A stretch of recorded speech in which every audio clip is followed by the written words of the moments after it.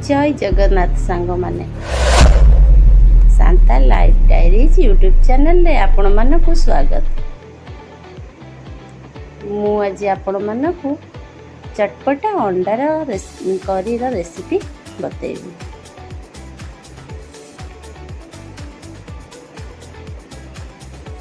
तापाई सामग्री कौन दरकार आपण माने देखि न। मु गोटे फास्ट पैन लेछि ता देले 6टी अंडा नेछि। आपण आपणको क्वांटिटी हिसाब रे अंडा नेबे।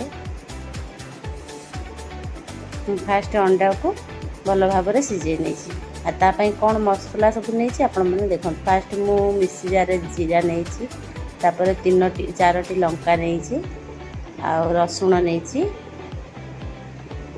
आदा नहीं पियाज किसी काटिक रखी नहीं मिक्सी जार देखो तो मुझे भल भाव ये सब सामग्री दे देछि।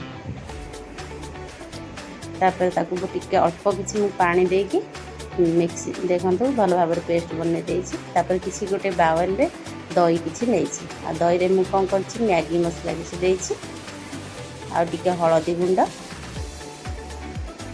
काश्मीरी लंका गुंड कहीं आम तो ऑलरेडी लंका नहीं कंचा लंका काले राग हो कलर पाई आ मो पाखे देखो मीट मसला अल्प किसी नहीं। मो पाखे अंडार किसी सेमती मसला नथिला अंडा करीर मसला से मीट मसला नहीं टेस्टा टिके भल आसो आई भाव में गोटे स्पून आनिक देख गोड़े ने भल भाव में टिके गोड़े ने से भेदी गले मसलार फ्लेवरटा बेस भल लगे आपको आम साइड रखिदे। तापर देख गोटे पैन नहीं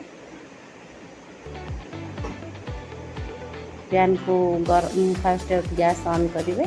पैन टिके तातिले तादर तेल देखो अल्प तेल ने बेसी तेल नवा किसी आवश्यक ना। देख तादर किसी गोटाए डालचीनी खंडे 2टी अलैच 3टी लवंग गोटा तेजपत्र दे देछि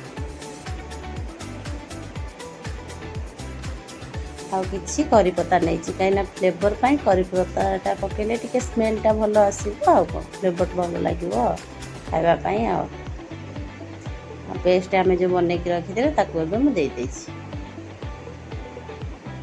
आ छुआ मान को बेसी करी तो टिके अंडा आम चटपटा बनइले भल लगे से टिके चटपटा ही दरकार। गोटे लुण गोटाए चामच नहीं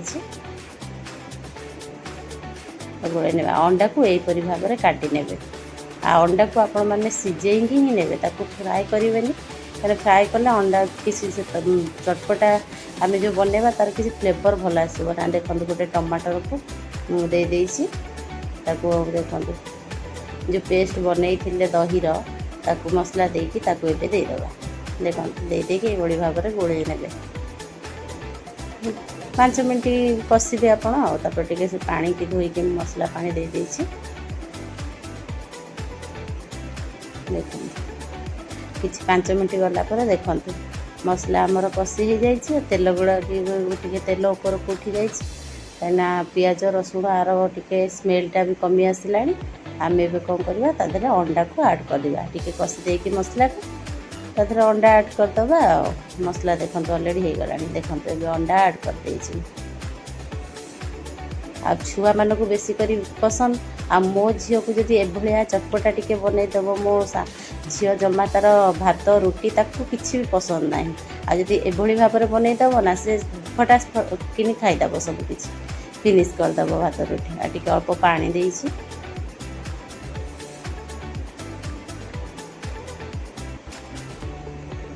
देख देख अल्प समय ढाँकी देते ढाँकणा काढ़ी देखो आमर अलरेडी हो आसला अंडा चटपटा करी देखो आधे कौन करवा टिके चाट मसला ऊपर देदबा।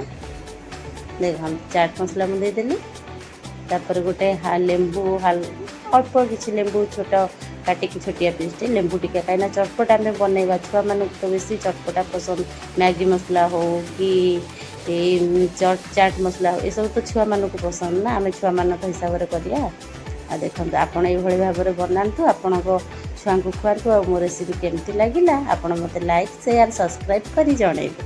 Thank you.